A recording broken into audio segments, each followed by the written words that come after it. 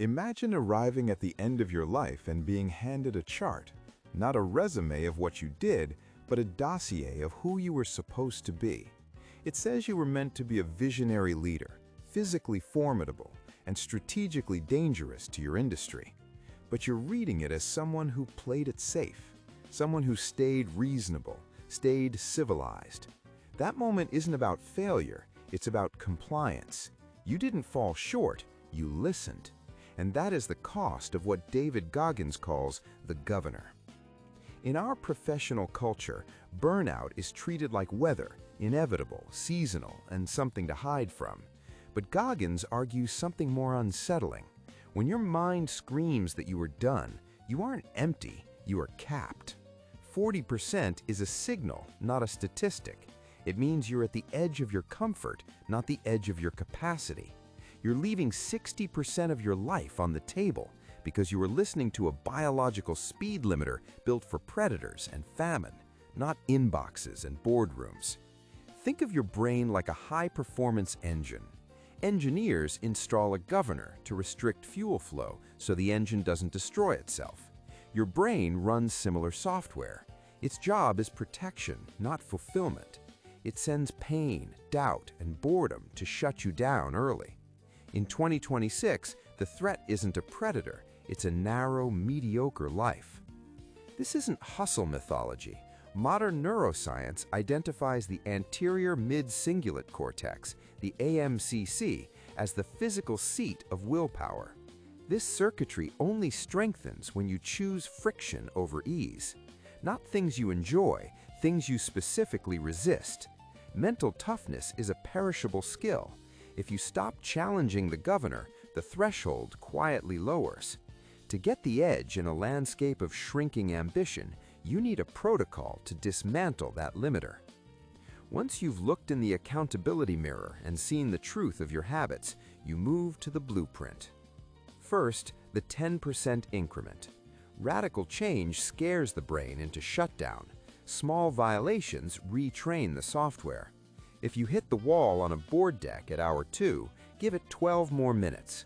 If you run 30 miles a week, run 33 miles next week.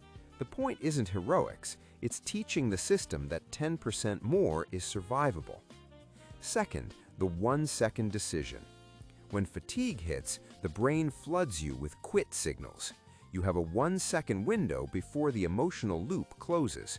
Use it to insert logic. One breath. One sentence. I am uncomfortable now, but I will be successful later. You aren't winning an argument, you are interrupting it. Third, perform without purpose. High performers are addicted to carrots, the bonus or the title. The governor shuts you down the moment rewards disappear. Pick one day a week where there is no metric and no audience. Do the work anyway. This trains a crucial belief. Effort does not require permission. Fourth, the morning meeting. Before the world's priorities hit your phone, meet your inner resistance. Name the laziness and the specific excuses that will show up at 3 p.m. What you name early loses its tactical advantage later. Fifth, the archive audit. Document evidence, not affirmations. Goggins calls this the cookie jar. Write down the receipts, the deals you closed while exhausted, or the crises you navigated. When the governor says you're finished, don't argue, present the proof. Practical implementation, the friction inventory. To move this into your calendar, start a friction inventory. Every Friday, audit your week for governor moments, the times you chose the reasonable path over the necessary one. Identify one high-status friction task for next week, something you specifically avoid, and schedule it as a non-negotiable meeting. This might be the awkward feedback session you've been ducking, or a deep work block without internet.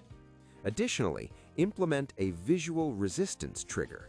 Place a physical object on your desk, a heavy stone or a simple note that represents the 60% you haven't touched yet. Every time you feel the urge to check out during a difficult task, touch that object. It's a tactile reminder that you are currently operating on the governor's terms, not yours. Talent is a trap. If success comes easily, Friction arrives late, and when it does, there is no lab experience to draw from. True status in 2026 belongs to the person who can function the longest in the deep end. Stop listening to the governor. Push past the 40. Go find your edge.